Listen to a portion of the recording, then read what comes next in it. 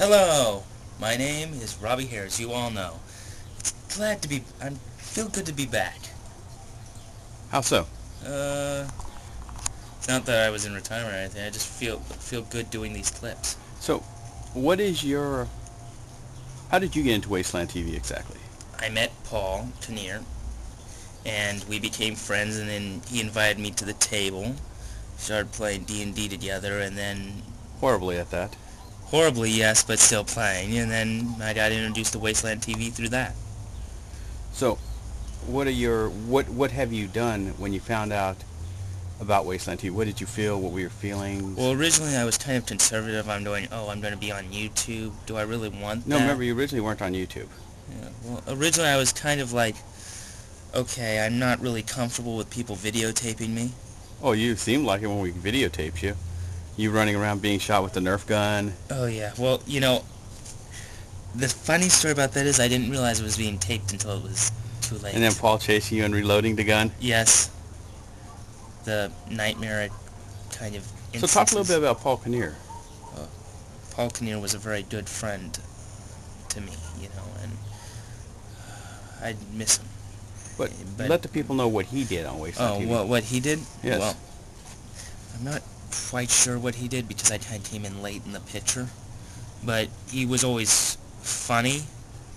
He was a good man, He always knew how to treat people really nicely. Do you treat people nicely? No. What was your first experience, let's say gameplay-wise, that you did that was horrible to people? We'll leave out the I killed my best friend. I tried to kill my best friend's character the first session I was introduced. Yes, and you wonder why people dislike you so much? Hello. Yes. I'm evil. You're not evil. I'm a weird... If you were evil, you would actually succeed at it. That's true. You're kind of like Gargamel. Gargamel... Those Smurfs. Yes, and the Smurfs are smarter than you. Except for Brandon Smurf. But what evil things did you do to people that kind of led up to what you do on YouTube now? I got Paul Kinnear's character thrown in jail. First session in, we made each other brothers. We had a brawl inside a bar. The ogre waitress kicked my butt. Let's see, got myself declothed for the first time. Got myself bumped down to nothing but a butt flap. Incited a huge religious escapade, basically. Basically knowing, okay, you're a Knight of Herodias. Why in the hell are you murdering people? I'm going, well, the guy was mugging me. Let's fast forward a little bit. Yeah? What about D20 Modern? You and the Autumn experience. That was just plain fun. For who? You or Autumn? Me. I have no regrets on that. You have a little bit of regrets. No, I don't. Just a little bit, because they come back and haunt you. Kind of like boogers. Well, wait. So you're saying that... So you think that I'm haunted by every character death that I've ever had? It's like 60-some now. So that's a lot of ghosts. Yeah. That's a lot of ghosts in the closet. And people say that we bend the table against you. I don't agree with that. How come? Because the sad fact of the matter is, Wasteland viewing world, I am as cruel as you have seen me. It is all reality. Are you comparing cruelty and stupidity as the same thing? Okay, I'm as stupid as you think I am. Thank you. But what was your most favorite death in D&D? It could be any character, even though you have a whole lot of them to choose from. Favorite character death that wasn't me? Autumn.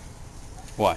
Because I got to see Brandon's face turn white and Autumn's face just hurt. She threw stuff at me. Okay, didn't I ask you about that a few minutes ago and you said you didn't want to talk about it? Now tell us exactly what happened. Okay.